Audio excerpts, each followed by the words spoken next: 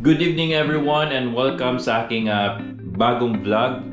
Today's vlog is i-share ko po sa inyo kung ano yung buhay namin dito sa ibang bansa at hopefully na meron kayong matutunan sa vlog na ginagawa ko ngayon. And today's video kasi nga day off ako, so magluluto ako ng bulalo. So ganito yung buhay natin dito sa ibang bansa. Syempre nakakamiss po yung mga pagkaing Pilipino. Yung isa na po yung mga bulalo. Paborito ko po yung mga kahit anong soup. Mahilig din ako mga street food. Pero yun nga, kasi nga malamig yung panahon ngayon. At saka ito yung naisipan kong bilhin ngayon. So meron po akong bulalo dito, tignan nyo. Yan, with bone marrow pa po yan. Ito yung mga ingredients na gagamitin natin. Ayan po. Tsaka yung pagpalasa natin, lalagyan na rin natin ng beef Knorr cubes. Ayan. Yung gulay, ito po.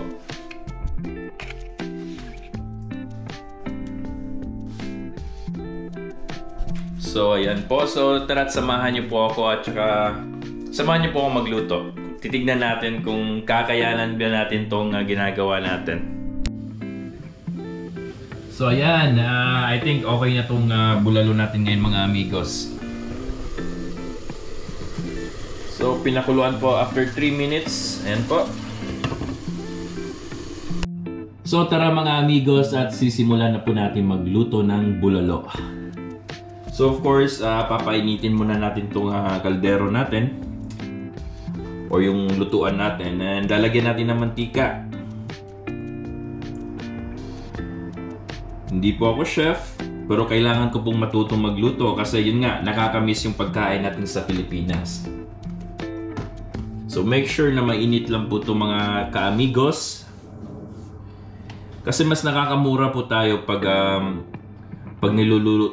nagluluto lang po tayo dito sa bahay. Compared to pag pumunta tayo sa isang restaurant dito, marami naman, meron naman mga Pilipino na mga restaurant dito, pero ang problema naman is, yun nga, konting serve. At saka yung lasa na hinahanap natin is iba. So maganda yung bumili ka na lang sa kababayan natin ng ganito, yung bulalo na frozen na. Tapos yun na, tayo na lang magluluto dito sa bahay. Anyways, kung mahihirapan naman kayo, meron namang mga video dyan sa YouTube. Alright, so I think medyo mainit na. Yun nga kasi malamig yung panahon ngayon mga amigos. Parang tinatamad po ako lumabas. At saka masarap na rin po itong magluto tayo ng sabaw, especially sa ganitong klaseng panahon. Ayan po. Inuna ko na yung sibuyas at yung luya.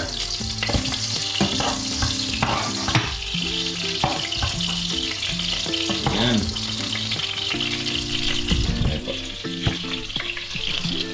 Right.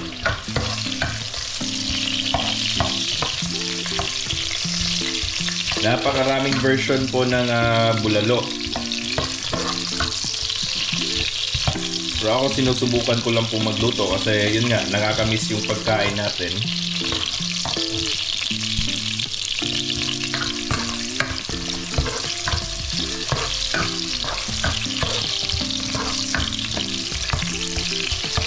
So wag lang masyadong masunog yung sibuyas. Yung katamtaman lang po na pagkaluto. Then ilalagay na rin po natin yung meat. Ayan, yan yung bulalo natin.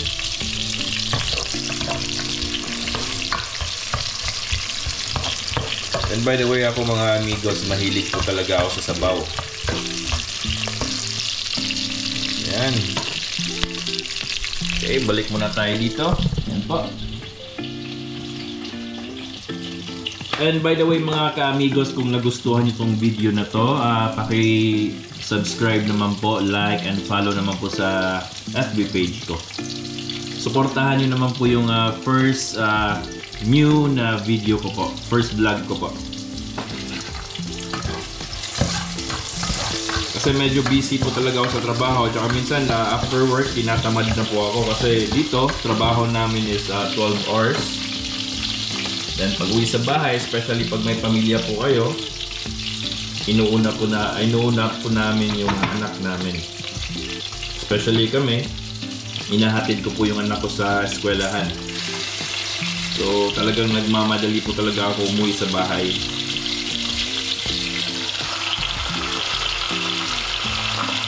Ayan. And by the way, nagdagdag na rin po pala ako ng beef para meron mabaon po yung partner ko po. Kasi may trabaho po siya bukas. Pero tinatamad po, gumising po talaga ng maaga.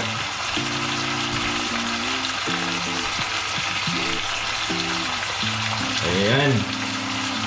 Pakita ko po sa inyo. Alright. Yan na po yung beef na binili ko.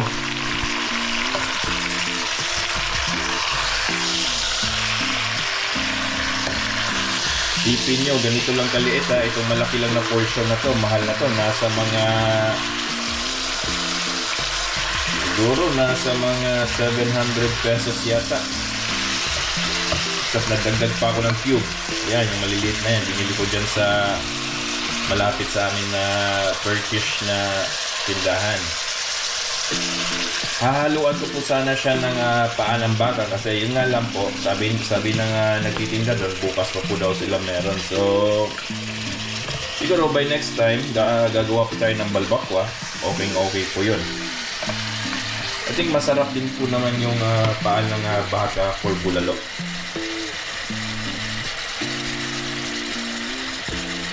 Yan. Teka lang po ha, mimix lang po natin at saka titimplahan. Lagyan natin ng konting asin.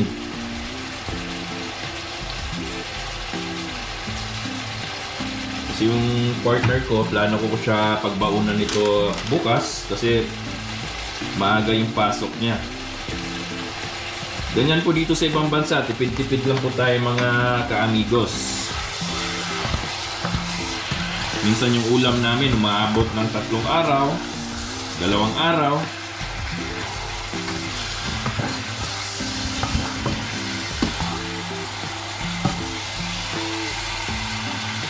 Ayan, mix lang po talaga natin to ng maayos. Ayan.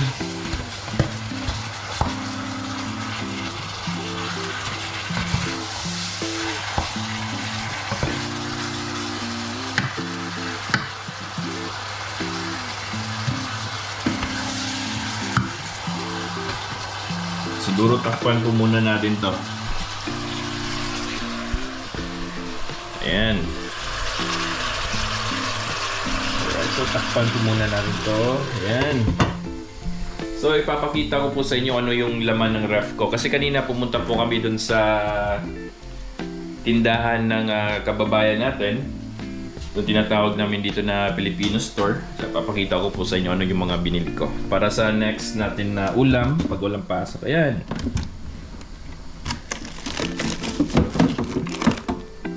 Ayan, may beef isaw. So papaitan po to. Hindi po to kambing.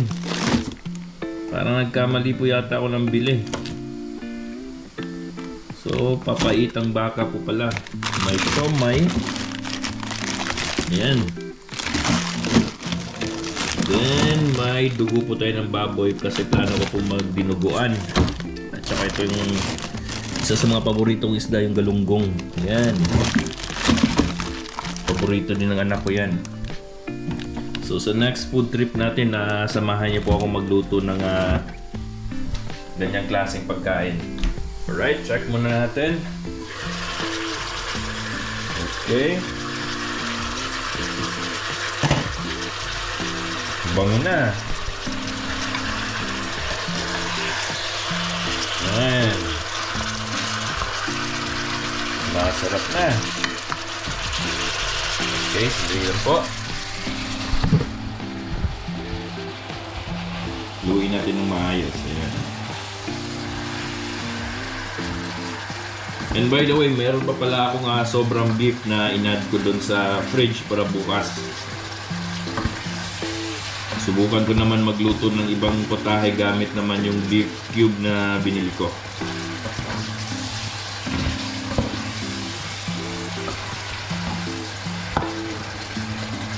Alright.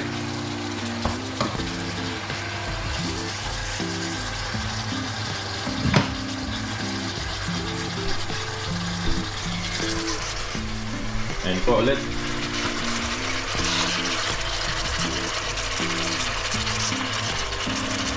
Right, so takpan muna natin. So habang naghihintay po tayo, share ko po sa inyo na may binili rin po pala akong sukang pinakurat. Pasensya na po kung nabubulol tayo kasi hindi po ako Tagalog, pure Tagalog. Bisaya po ako. So reason lang po na kung bakit ako nagtatagalog kasi yung mga followers ko po at saka yung mga ibang nanonood po sa video ko po doon sa Facebook page ko is mga Tagalog. So I think mas maganda na rin po yung magtagalog. Yun nga lang po, pagpasensyahan nyo na kasi hindi po ako pure Tagalog. Pero yun nga, natuto po ako kasi nag-aral po ako dati doon sa Nueva Ecija nung high school po ako. So share ko sa inyo, meron tayong sukang pinakurat. Ayan. Pambansang sausawan natin yan.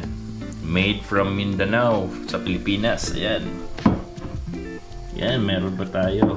May Mang Tomas pa po yan. Ayan. Gusto nyo yung alak? May alak tayo yan sa gilid. Pero yun nga, occasional lang po ako umiinom ng hard. Minsan umiinom lang po ako ng beer pag nanonood ng movie. Kasi pag lumalabas, ang mahal po na isang baso. Nasa mga 400 pesos yata. Isang glass ng beer na po yun. So ginagawa ko is yun, bumibili na lang ako ng 6 cans or yung isang dito isang karton yata ng beer. Saka dito ko na lang iniinom sa bahay tuwing day off ako kaysa lalabas ako mahal-mahal, di ba?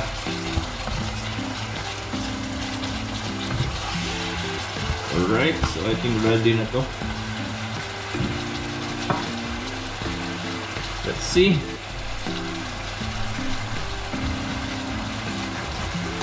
I think gupitin ko na lang siguro to. Dali. Kasi yung nasa shop, hindi nila better na hatiin ko na lang.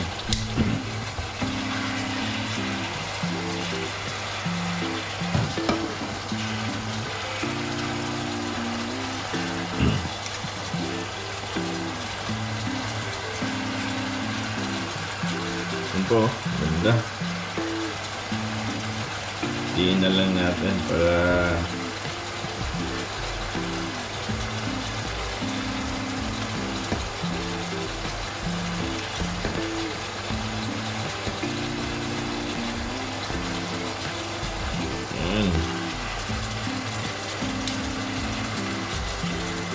tsaka yung bone marrow mga amigos, mamaya na natin ilalagay yan kasi ang mangyayari, yung sinubukan ko dati, ang nangyari is tawag nito, ang nangyari is yung so after 3 minutes mga ka-amigos, ito na po siya. Papakita ko po sa inyo. Ayan. Lagay muna natin ito dito. Ayan. Ito yung gulay natin. Ayan.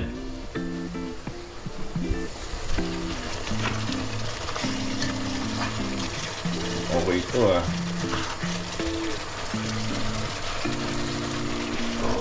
Yep.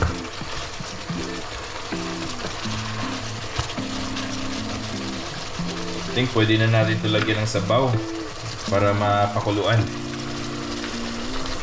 Okay, sandali po. So, ayan.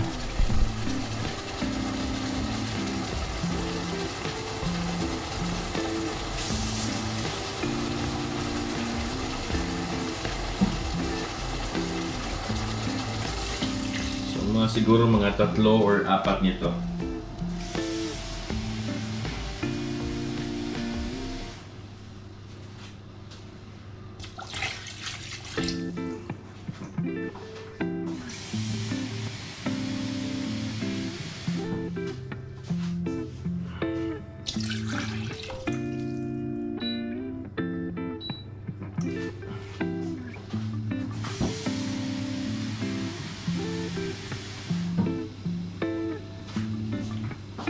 Last na po to. Tapos kung mamaya, kung gusto nyo padagdagan ng sabaw, so nasa inyo na po yun. Pero ako mahilig po talaga ako sa mga magsabaw or sa mga kahit anong klaseng sabaw po. Ayan. Oh, parang kulang pa. Alright.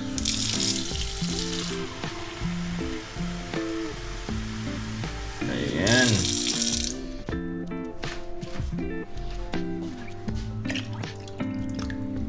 So, dito lang muna natin yan ilalagay. Okay. So ayan, tatakpan po muna natin at saka hintayin natin kumulo. So after nito, after siguro mga 5 to 10 minutes na pagpapakulo natin, isusunod natin tong beef Knorr cubes. So by the way, dalawa yung ilalagay ko kasi gusto ko medyo yung malinamnam or malasa talaga. So depende na rin po sa inyo kung ano yung available nyo dyan. Kasi pag nasa probinsya tayo, no need na to eh. Diba? So sa akin naman, kung ano lang yung makikita ko dito sa kitchen namin, so gamitin ko na rin, sayang rin, diba? Baka ma-expire pa. Alright, so hintayin na lang po natin itong kumulo at saka babalikan ko po kayo mga amigos. So welcome back mga amigos. I think after 5 to 10 minutes, okay na to. I think kakayanin na natin itong beef natin. Pero pag meron tayong mga lola dyan na may mga pustiso, yung hindi nila kaya, so I think we need more time pa po na pakuluan po itong bulalo natin. Pero yung sa atin naman na kaya natin, so I think pwede na itong mga 5 to 10 minutes kasi kanina ko pa ito niluluto eh. I think we cook this one around more than 30 minutes na. From paggisa, from pagpapakulo. Yan. Lagay muna natin to. So I think isusunod na natin itong bone marrow. Yan. So lagay natin ng maayos. Yan. Yan po. So make sure naghugas tayo ng kamay mga amigos. Huwag magmekos-mekos basta-basta. Yan, I think okay yan. And of course, yan, iwan muna natin sandali yan. And by the way, pag nagluluto ako amigos, hugas po talaga agad yan. Yan. Pat muna natin ng konti, yan.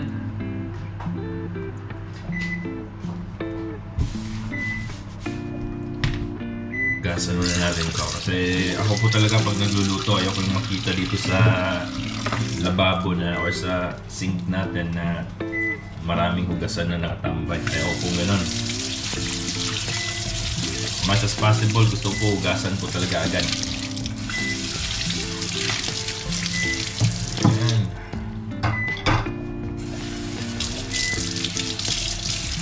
Around mga 1 minute siguro okay na yan.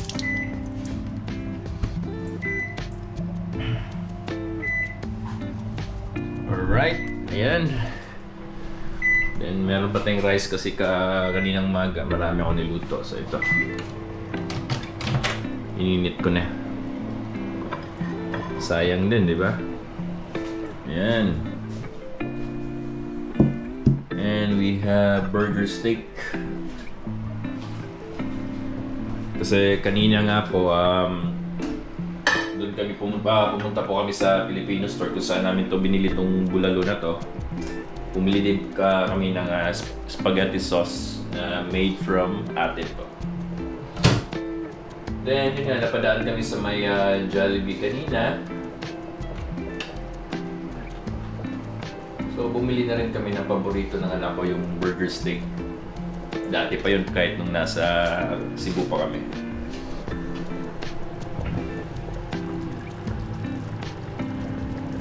Ayan. Mga 3 minutes lang yan. Okay na to ha. Mekos-mekos na to. Ayan. Op. Yung utak. Op. Mekos na yan ha. So wag lang mawala yung utak na yan. Alright, so konti lang. Tikman natin ulit.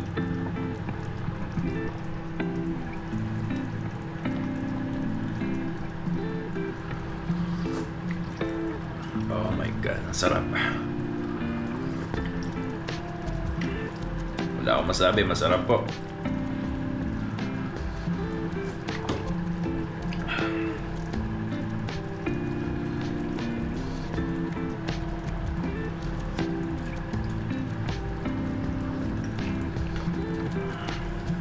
Okay na yan. So, sunod na rin to. But I think hindi to magkakasya kasi napakarami. And by the way po mga amigos, pag nagluluto po talaga ako ng sabaw is gusto ko maraming gulay. Ayan. Kung gusto pa natin, dagdagan na lang siguro later. Ayan. Ayan dito. Ayan po. Diba? Sa Cebu po kasi nung malapit sa tinitirahan naming apartment doon, may putsero po doon na palagi ko pong pinupuntahan. May kamahalan pero yun nga,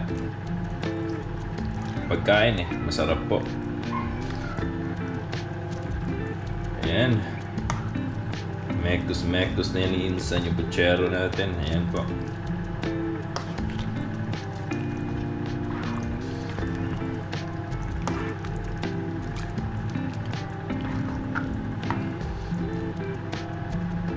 Ayan.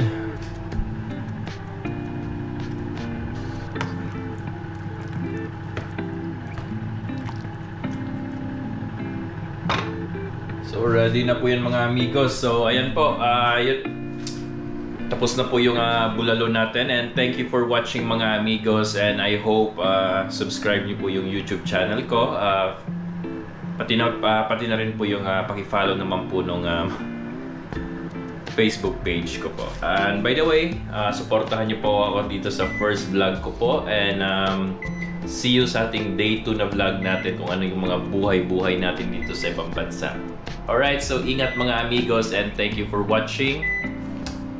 I love you all.